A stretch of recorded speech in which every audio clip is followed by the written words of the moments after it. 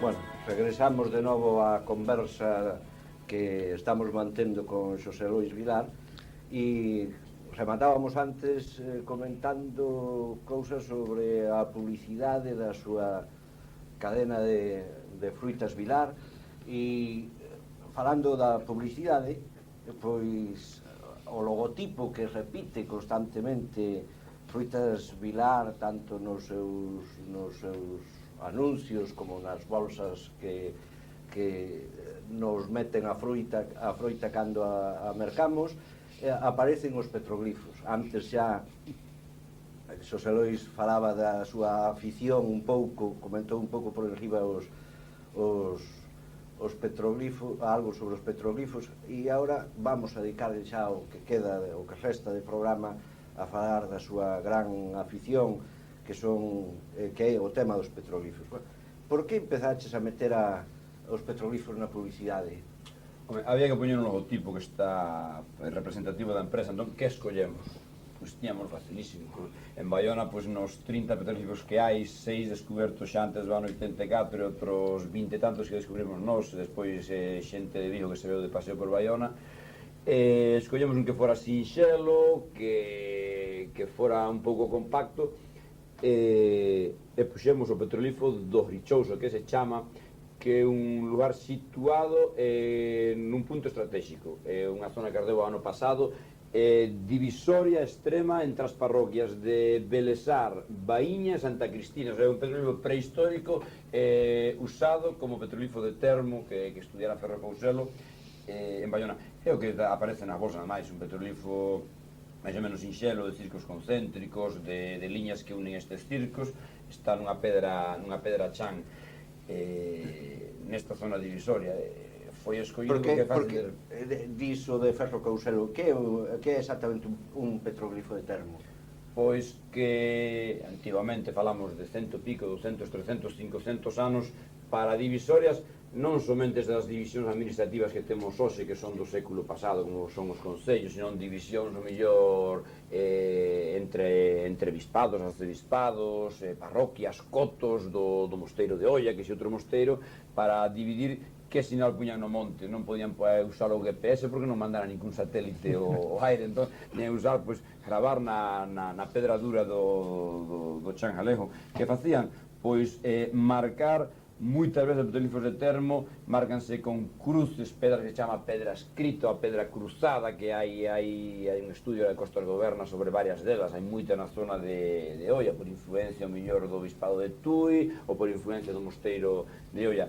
O que pasa con este petroglifo de termo que temos en Baiona, que divide estas tres parroquias, que é prehistórico. É usado un petroglifo xa que existía de hai 4.000 anos seguramente, do 1000 a.C., 2500, 1800 a.C., do calcolítico ou do bronce, usado para dividir, que se fai isto tanto con petroglifo como con maguas. O que é un petroglifo de termo, neste caso, é un reciclaxe dun novo uso dun obxecto, dun monumento prehistórico que non sabemos o significado dele, o significado seguramente sagrado, ritual que tería, usado para dividir. Porque ti estás falando de petroglifos, dos petroglifos prehistóricos, o sea, para os que realmente non conocemos ou non coñecen moito isto, os petroglifos de cando datan? A divisoria entre histórico e prehistórico que se fai, pois, o de gravar no granito, pois, é unha tendencia, pois, secular ou milenaria xa. Ademais, non é só en Galicia, senón é en todo o mundo.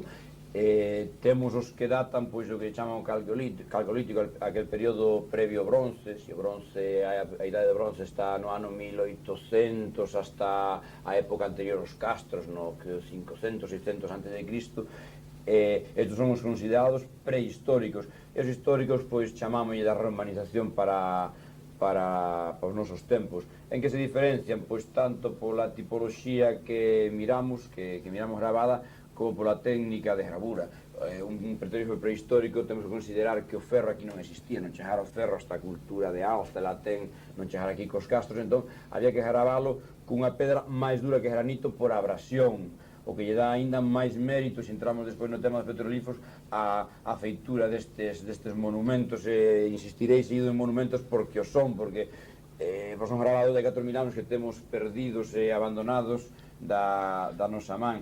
Entón facer petroglifos, gravar isto con unha pedra por abrasión, pois levaba semanas e meses. Se falamos despois, hai petroglifos aquí enormes e abandonados que levaban muitísimo traballo, de aí o seu mérito. Porque entón, por exemplo, pregunto dunha maneira igual como se non, o sea, como se fora unha persona que non sabe nada deste tema, que habrá moita xente que nos está escoitando. Entón, a mellor un habitante de un poboado crastreso como Pedramoura, sería o mismo ese habitante o que poder estar facendo petroglifos?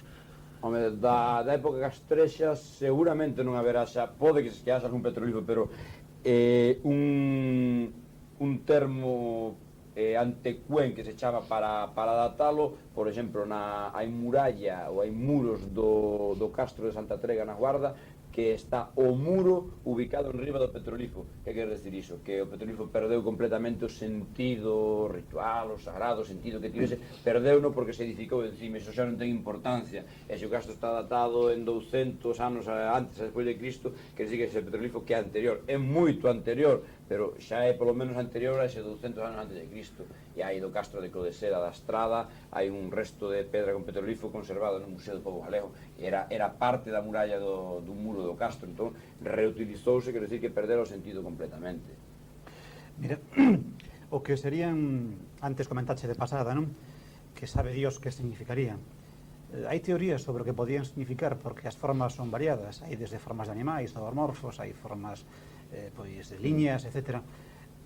Que poderían querer expresarnos os primitivos cando deixaron marcado por primeira vez en terra en pedra, a súa pegada na historia? Pois, que podían significar? É o cabalo de batalla que temos, porque un traballo previo, un paso previo para os estudios petroglifos é facer unha especie que podíamos chamar de catastro, de catalogación, que supera hoxe en día as 1000 pedras, dito así un pouco bruto, que hai xa en Galicia, desde a ría de Muros hasta a Guarda, incluso hai xa no norte de Portugal. Temos a catalogación, temos a tipoloxía, dividímoslo en coviñas, en círculos concéntricos, despois temos animais, e temos armas, despois hai motivos varios con pouca representatividade no elenco gallego. Pero que... Si podemos meternos na mente dun primitivo, que quería expresarnos? Ese é o problema, que hai que facelo por etnoloxía ou etnografía. Unha tribu de hoxe en día que faga petroglifos, pois hai uns estudios meritorios, e hai que volver a repetir porque un gran traballador dos petroglifos que Costas Goberna, de aquí de Vigo, traballa no museo colaborador do Museo de Castrelos, que se foi a Venezuela, no río Orinoco e outros ríos que hai por ali. Hai tribus que ainda gravaban petroglifos, que facían un ritual mortuorio. Entón xa se relaciona co mundo do alén, co mundo do máis alá. Relacionanse os círculos concéntricos, as espirais, que aquí no sur noso da ría de Vigo hai varias espirais, como máis alá, pero que hai máis, hai armas e hai animais. Gravas un animal, pero por que o gravabas? Por estética, como hoxe pintas un cadro, para vender o cadro non era, para propiciar a caza, para que non morreran por por jabar estes animais que houbera máis, que era o sustento do pobo que ali vivía. Todo iso son conxeturas que facemos porque nos parece que o normal sería iso, pero será iso non nos será. Non o sabemos, estamos a 4.000 anos de distancia, sin documentos escritos, hai que pensar que non chegara a historiografía, pois Grecia Romana non chegara aínda aquí a nosa terra, non o podemos saber, son todo conxeturas. Hai unha teoría da xente que estudia ahora, un Antonio de la Peña Santos, un Vázquez Varela, sobre as armas. A representación de armas, entramos xa no Val Miñor cun gran monumento con mayúsculas que temos na Agua da Laxe, na parroquia de Vincios, 26 armas ali representadas, o conxunto de armas máis grande de Europa, non de Galicia nin do Val Miñor, de Europa, cunha espada de casi 2 metros de largura, que aí está abandonado, porque tiña un cartel, pero o cartel os vándalos tiraron. E aproveito para decir que eu teño ido bastante monte últimamente, por mor da exposición que estamos preparando, e va repetidas veces, e levo moitas veces unha nena que teño de 4 anos, e papi, os únicos que imos os petrolíferos somos nós, non quen vai. É realidade, que quen vai, quen visita os petrolíferos. Fálase da avalancha humana de turistas que hai este ano en Bayona, na Playa América, en Irán, que hai, porque estamos mirando, que hai tal subxuntino, que hai moita xente. Quen sobe os petrolíferos a miralos? E pensar que están aburridos moitas veces, porque está chovendo. Hoxe está chovendo, por exemplo, unha roupa de basto monte a miralo. En Bayona están a 1 kilómetro, a 2 kilómetros do casco urbano, están na presa de Bayona. E aproveitar e mirar a presa de Bayona, claro. Sí, e incluso pensando así, polo tema do turismo que saliu agora. Vamos a ver, últimamente, nos últimos anos, falase do turismo de calidade que non existe o turismo de calidade. Aquí, no, de calidade significa ir ao parador que pasas 20 anos en unha vida, iso de calidade, pero de calidade quer decir que se Bayona ten 2.500 habitantes e no Brán hai 20 e tantos mil, haberá xente que veña para estar na reta de Sabarís de festa hasta as 6 da mañán, e haberá xente, porque haberá xente ou máis formada ou menos formada culturalmente, pero que ten que interesar esa outra cultura. Eu me de vacacións a Asturias ou vacacións o Levante español, preguntaría onde está aquí a arte levantina, iríame a mirar unha cova daquelo, iríame a mirar algo, e xente que ven aquí non vai mirarlo porque o descoñece. Outro día baixando, de Vincios da Agua da Laxe, subía un grupo de 8 ou 9 gaditanos recastados en Francia que traballaban en París, e viñan cun roteiro deses que hai agora, que saía da pasaxe, mandaba de dar a volta polo Galiñeiro, baixar por Tamar, dicía que unha hora que facían aquí, non facían nin en 3, con un pequeno menos a pé. Darme para aquí ese folleto turístico. E pero aquí non pon nada de petrolíferos. E non pon nada de petrolíferos. Estamos falando dos millores petrolíferos de arma que temos en Europa. E non vi ningún roteiro turístico do Concello de Niján, non é por criticarlo, pero é a realidade así. Aquilo non aparecía, pero que ali non vai ninguén, ti vas 100 veces no día, o único que pasou ese petrolífero que foi cando ardeu o Galiñeiro hai 8-10 anos, que ardeu tamén parte del, o arder as temperaturas que acada o granito son grandísimas, e pois hai uns termoclastos que se dice que vais cachando a pedra con tendencia a desaparecer. Iso foi o mellor que se fixo por ese petrolífero. Tú que crees que pensas que se podía facer para, bueno, aparte de que aquí entramos xa co tema da conservación, sí, non? Da protección e da conservación, que aí hai moita discusión, non? Sí. Pero que crees que se podería facer? Pero que te refieres, Meixo? Para poñer en valor, para coñecer en valor, non? É que decía antes o Eloís, certo, se eu viaxo moito e vayas onde vayas de turismo de sol, vayas de turismo de praia, vayas a calquer lado, sempre tes un tempo para compaxinar e facer as dous tipos de diversión. Entonces, evidentemente, eu creo que a pregunta iba nese sentido, non? O sea, que poderíamos facer no Valmiñor para poñer en valor, para que eso tamén fose un atractivo, para que eso tamén fose un activo económico desta zona? Sí. Aquí pasan dúas cousas. Ou as cousas están completamente abandonadas como está o noso patrimonio, ou hai 3.000 millóns para reformar o mosteiro de Oia. E pasa sempre o mismo. Agora falase dun parque arqueolóxico que queren facer en Campo Lameiro, cos santuarios petrolíferos gallegos, ou van a estar ali 1.000 millóns, ou van a estar abandonados. E é o que pasa os petrolíferos. Non hai un termo medio de decir, bueno, vamos a dedicar unha partida presupuestaria dos 30 millóns que ten a Consellalía, por exemplo, de Cultura de Bayona, vamos a dedicar aos petrolíferos turanos 1,5 millón. Ademais, as comisións de montes hoxe en día teñen cartos e non saben onde metelos, fan casas da cultura a veces mal estructuradas, con gastos fora do común, están abandonados. Hubo intentos de limpalos de Bayona, pero non é limpalos só e preparalos, é promocionar iso. Temos un petrolífero en Tomiño, por exemplo, que colle o Valmiñor porque está na extrema con Gondomar. É un petrolífero que ten 260 metros cadrados, que é impresionante. Iso ten que estar musealizado. ademais chegas co coche encima do petrolífero se queres, e iso está completamente abandonado, fun dúcia de veces últimamente, está abandonado.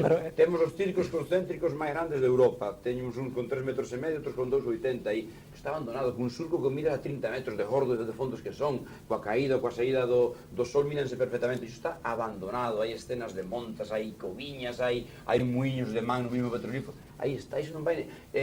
había que facer un censo, poñer ali unha cámara, ou estar ti, canta xente dos miles de almas que visitaron Baiona e Tomiño e Valmiñor, visitaron ese petrolífero, ninguén. É que aí tamén hai unha cousa que... Xa non falemos dos visitantes, falemos dos propios. Iso estuve hoxe en Tomiño vendendo no mercado e non me deu tempo de ir ao Concello, ni non conocerán. É o único petrolífero que teñen en Tomiño, teñen ese un máis solado, e non hai outro así de balde. Moitas veces está falando de que o visitante pois non se acerca a estos petroglifos ou aos restos da iglesia de Pansón ou a calquer outro Mira, o visitante, pero que realmente tampouco lle damos os medios para que se achegue, non? O turismo é unha industria. Falame outro día xente que foi a Francia, a zona de Bretaña, de Carnac, e leváronos a mirar un menir que é unha pedra espichada, non é máis. Dá 4.000 euros, pero é unha pedra espichada. En Galicia conservamos o de Jarjantans en Moraña, pero que chegas ali, e que é aquilo? É dicir, chegamos ali, estaba cerrado, botabas nunha máquina moeda, non sei que era, que se diapositivas, que se te contaba en inglés, en francés, en todos cantas falas sabía, e aburreste de mirar porque non había nada, pedras pichadas. Ora, o noso son grabados con significado. Están falando de 2 ou 3 mil matriculados na Facultade de Historia en Santiago, que chega o branco e non teñen nada que facer. Pois, colla 10, a 15, a 5 alumnos dali, e dille, ustedes, no Concello de Baiona, por turnos, pa ali, daslle, solo coas propinas, vive un estudiante, está practicando, se está sometendo a preguntas que non sabe que van facer, e informas, e vaise preparando, pero aí está abandonado, porque a mí se dixeme unha tontería ou unha cosa, pero dalle importancia, musealiza iso, emplea, que sei, 5 de millones de pesetas, dicindo unha barbaridade, e falle unha casa de pedra, e proyectalle sombras para que se mire, uns vidros ao redor para que se miren. É unha cousa, vas ao País Vasco, estuve eu nun casamento dunha prima, e calquera mamo que hai ali está sinalizada, escarrada, marcada, unha pista, e que, bueno, das mamos xa non nos falemos, porque as mamos tiñamos 4.500, pero cando se fixeron os campos de fútbol da Madroa, 3 ou 4. Cando se fixo a autovía que vai de Rande a Baiona, outras 3 ou 4. Cando se fixo o mercantil, outras 3 ou 4. Iso arrasamos, estamos falando dos enterramentos dos nosos antepasados de hai 4.000 e pico de anos. Interés ningún. Pero eu que máis que facer unha crítica, evidentemente, que merece unha crítica severa, non? Me refiero de abrir os follos no sentido de que son un activo, o sea, si tú podes poñer nos folletos turísticos que no Valmiñor hai unha serie de representacións como son os petrolíferos que teñen un valor incalculable, eu creo que é un activo máis, o sea, a cultura non a concebimos como unha cousa morta, como unha cousa de museo. A cultura hoxe é un activo generador de recursos, non? E donde temos a sorte de que veñen visitantes, iba nese sentido, non? Si tú pensas que os petrolíferos... Falábamos de Italia, mirar petrolíferos. En Italia, onde están os petrolíferos, bueno, hai na zona toda dos Alpes, onde que eu Valcamónica, ali hai aldeiñas que viven exclusivamente do turismo, porque teñen hasta un chamase o Parque Natural de Nacuane, coas esculturas que teñen, e a xente vai. Iso está con unha especie de pasarela de madeira, eu teño fotos na casa, que se poñen os alumnos, os nenos, os pais, a mirar con guía adiante, explicándolle, despois collen un papel e van e cálcano para dar un recordo para casa, están participando do que é arqueoloxía, están gustando de todo iso. É que o temos abandonado, aquí interesan outras cousas, interesa o termalismo e os balnearios, e 300 millóns de subvención para un, e 1.000 millóns para outro, pero iso non interesa. E haberá canteiros en riba deles, e pasarán tractores, e motos, e desfaránse e quedarán. Que non se dan conta ainda de que o que decías ti, que iso realmente... En Galicia, bueno, están musealizados relativamente, bueno, bastante ben, os de Mogor en Marín, pois hai un pasillo adoquinado para acceder a eles, unha pasarela de madeira que dá gusto miralo, bueno, xa unha medida bastante xeitosa, están moi visitables, están cerca de Pontevedra e de Marín, está un museo detrás, estará, supoño, Antonio de la Peña detrás de todo iso, pero o resto que hai auténticas maravillas, tanto polo que representan, polo que significan, hai unha especie de calendario lunar, por exemplo, en Muros, que ali está abandonado no medio do monte, que non das nin chegado a él, e podía ser musealizar tamén ao lado dun outeiro, cuns gestos. Aí está abandonado un calendario lunar que tiña que vir de fora Sí, que fixera iso. especialistas a miralo, Aí está eso. solto. Temos aquí un barco que se di de orixe exipcia aquí en Pedornes, e está abandonado no medio que pasa o río por riba, con 13 cervos en baixo releve. Está abandonado, pero está abandonado todo. Mira, falamos fundamentalmente da auga da Laxe, pero aínda hai moito máis riqueza no Valmiñor. Sí, no Valmiñor hai que pensar que pasaremos hoxe en día do centro de petrolífero, porque hai uns 30 e tantos en cada concello de aí para arriba, de certo significado, pero que pior, cantos máis haxe, máis descubramos, pois máis sentido de abandonos teremos. Mira unha pregunta relacionada con isto. Eu, son daquelas persoas a quen nos roubaron a nosa historia e eu non coñecía lugares, castros, etc. Descubrirnos máis tarde. Tuve a sorte de descubrilos moitos deles con Felipe Senén, que foi director do Museo Arqueolóxico da Coruña durante moitos anos. E entonces íbamos a ver moitos castros, en Cibrán de Lans, etc. E cando chegamos a Viladonga, dixo, isto sí que se pode descubrir porque ao lado hai un museo, hai un guardia, etc. Se non, prefiero que estén enterrados. Entón a pregunta é, consideras que é preferible que se poñan en valor e que a xente vaya a eles, ou se é preferible deixalos antes de que se escarallen? Falando nun dos casos dos petrolíferos, é a dúbida que hai sempre. Nos ahora popularizamos isto, pero que a xente non está educada para acceder a eles, porque vas e miras auténticas aberracións, porque van e queren mirar. Un petrolífero está grabado en granito, e se non hai sombra que proxete o sol ou unha sombra artificial que proxete un foco, ao mellor non miras nada, se non está moi ben grabado. Entón a xente vai cun cacho de tella, un cacho de pedra ou de tiza, que agora está prohibido por a lei de patrimonio, está medio permitido somente para estudiarlo puntualmente, para facelo máis evidente, e van e riscan en riba do que pensan que é o petrolífero, e transforman o petrolífero e cambian os riscos que hai, o grabado inicial. Que pasa? Que hai que educar desde abaixo, pero nas escolas edúcase sobre o patrimonio que temos. Eu non sei, pero parece que non. Entón a proposta que podría sería, a cara aos concellos, sería que únicamente popularizar, divulgar aqueles nos cales estuvese disposto a invertir na súa conservación. Os máis significativos e evidentes para a xente, porque a xente non vas a levar ao medio monte a mirar unha cosa que non miras. Que aquí hai un grabado, pero agora non dá o sol, non se mira unha cosa. Hai petróleo que chega que os miras a 20 metros, que están evidentes. Vas aos de Mogore e miras uns laberintos que saltan á vista. Vas o que falábamos antes da agua da Laxe, outro día estaba poñéndose o sol, había unha vista de 26 armas, pero que era impresionante. Estás mirando ali uns puñais, unha espada, unha especie de anciño. Cal é a mellor hora para velos? Depende canto máis cedo se meta o sol, pero eran as 8 e pico da tarde. O sea, o sol ten que estar inclinado, non? Sí, inclinado. Pola mañá mañá, normalmente, mirase mal porque ten alcoholitos diante, péjalle, non deixa miralo, pero que no sol por este proxecto unhas sombras, que iso é precioso de mirar, pero... Por lo menos desde o Instituto de Estudios Milloranos se vai a intentar a facer unha cousa para potenciar. Sí, desde o Instituto de Estudios Milloranos, porque Xosé Lois é membro do Instituto de Estudios Milloranos, parte moi activa nel, e estános preparando unha exposición que eu creo que vai gustar moito. Fálanos un poquinho como está a exposición. A exposición empezamos que a idea inicial de, ímos presentar no Valmiñor os petróleo do Valmiñor, pero en vez de ir dunha parte particular que sería dentro de Galicia, o Valmiñor, a unha xeral que sería Galicia, imos facelo ao revés, presentar as xoias que temos, os máis significativos, máis evidentes, máis rechamantes dos petrolíferos de Galicia. Falamos do petrolífero de Muros, que é un calendario, do de Pedornes, que é o barco que decíamos antes, o das armas, petrolíferos preciosos que hai en Cotobade, en Campo Lameiro, uns 20 petrolíferos, tanto fotografiados como calcados ao natural, presentalos a xente para que conozo que esta arte e procurar cada ano presentar un aspecto distinto ou dos petrolíferos de outra arte, pero un ciclo que calculamos entre 3 ou 4 anos, comparalos si traemos documentación de Italia para o ano que ven, comparar o que é a conservación en Italia, petrolíferos ali cos nosos, haberá unha diferencia abismal con todos os chafalleros que hicimos uns italianos, pois na cultura gañanos por leguas, sí, que ten como recurso a cultura os italianos, sí que a utilizan como fonte económica. Estaban falando dun parque natural que aquí tiñamos facilísimo, como o parque natural que faríamos desde Zamán hasta Monte Aloia, que vos vou dicir? Bueno, pois casi xa se nos está acabando o tempo, xa casi son as 11 da noite.